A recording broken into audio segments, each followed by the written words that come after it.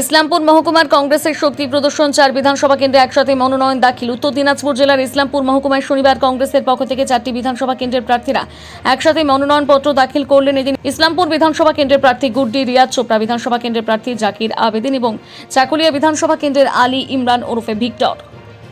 এসেছি আমাদের সিপিআইএম পার্টির ক্যান্ডিডেট হিসাবে। বিষয়টা হচ্ছে মানুষের যা সারা, মানুষ নিজ উদ্যোগে, যাকে আমি খবর দিতে পারিনি কোনো কারণে এত শর্ট টাইমে, তারাও এসেছেন। আমরা ইসলামপুরের সিট অলরেডি জিতে গেছি, আমরা সিট জিতেছি।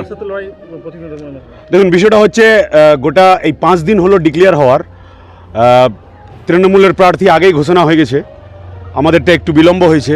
এই 5-6 দিনে প্রায় গোটাটাই বিধানসভা যে ঘুরেছি, তারা একটাই বলছে, তারা বিজেপিকেও চায় না।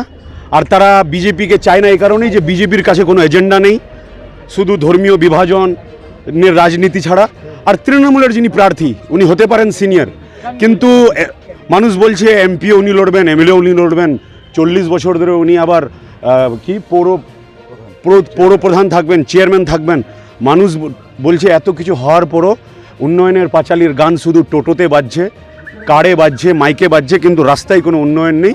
এলাকায় রাস্তাঘাট, হসপিটাল সমস্যা, মহিলা কলেজ থেকে শুরু করে কলকারখানা কিছুই হয়নি। তাই মানুষ কাউকেই কম্পিটিশনে রাখছেন না। মানুষ বলছে যে আমি এখন এমনও জায়গায় গেছে যেখানে আমি বলছি যে আমি এরপরে নাও আসতে পারি, ওরা বলছেন আসতে হবে না, আমরা জেনে গেছি, যদি আপনি নাও আসতে পারেন ভোটটা আমরা দেবো। বলছে তৃণমূল বলছে মনোনয়নের দিনই তারা বিজয় মিছিল করে নিয়েছেন অলরেডি, কি বলবেন? দেখুন, সব কথাকে সিরিয়াসলি নিতে নেই, আর তৃণমূলের কথাকে তো আরও সিরিয়াসলি নিতে নেই। কারণ মমতাই বলেছিল 100% কাজ শেষ। মমতা বলেছিলেন যে বছরে, ওই দিন বললেন যে আমি নাকি এই বছরে 1.5 কোটি চাকরি দিয়েছি। তো মমতা ব্যানার্জি বলেছিলেন যে আগে যদি জানতাম যে এরা নারদায় ঘুষ খাচ্ছে, এদের টিকিট দিতাম না, তারপরে সবগুলোকে টিকিট দিল। তৃণমূল মানে ভাওতাবাজদের কথায় বেশি পাত্তা দিতে নেই। আপনার বাবা এই ইসলামপুর বিধানসভায় বিধায়ক ছিলেন, আপনাকে দল ভরসা করে প্রার্থী করেছে, কতটা সুবিধা পাবেন কি মনে করছেন? অবশ্যই নিজেই 2006 উনি বিধায়ক হয়েছিলেন, তারপরে 3 মাসের মধ্যেই উনি মারা যান। বিধায়ক হিসাবে গোটা টার্মটা উনি পূরণ করতে পারেননি। মানুষ আমি একজন এই 20 বছর তো পার্টির সঙ্গে থেকেছি, যুব সংগঠনের জেলার পদে থেকে লড়াই করেছি, যুবদের জন্য, কৃষকদের জন্য লড়াই করেছি, মানুষের সাথে লড়াই ছিলাম। পার্টি আজকে টিকিট দিয়েছে পার্টির সিম্বল দেখে, এবং পুরনো যারা আছেন, যে যেই দলেই হোক না কেন, সে তৃণমূলের কর্মী হোক, বিজেপির হোক, কংগ্রেসের হোক, সব দলের কর্মীরাই বলছেন যে নতুন ক্যান্ডিডেট, তারপরে ফারুক আজমের ছেলে, তাকে আমাদের দেওয়া উচিত। আমি আপনাদের মাধ্যমে, সংবাদ মাধ্যমের কাছে একটাই অনুরোধ করব যে তৃণমূলের লোকজন বলছে যে আপনাদের লক্ষ্মীর ভাণ্ডার কেটে যাবে যদি তৃণমূলকে ভোট না দেন, ঘরের 2য় কিস্তির বা 3য় কিস্তির টাকা পাবেন না, ইত্যাদি ইত্যাদি।